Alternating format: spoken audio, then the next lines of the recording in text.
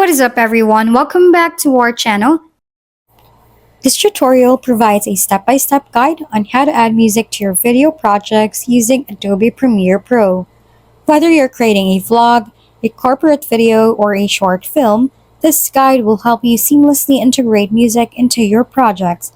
Welcome back to TechMan. So let's get started by opening Adobe Premiere Pro and load your project. As you can see, I have mine already imported and is already on the timeline. Double-click inside the project panel located at the bottom left of your screen to open up the import pop-up. On the local file prompt, navigate to music you want and click open below. Locate the imported music file in the project panel. Drag the music file onto the timeline, placing it on an audio track, typically below the video track.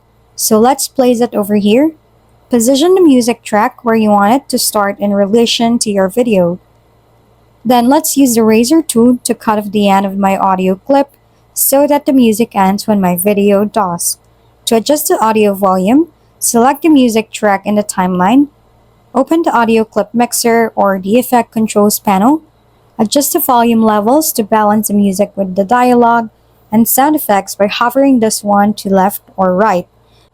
Consider lowering the music volume during import dialogue or action sequence to ensure clarity.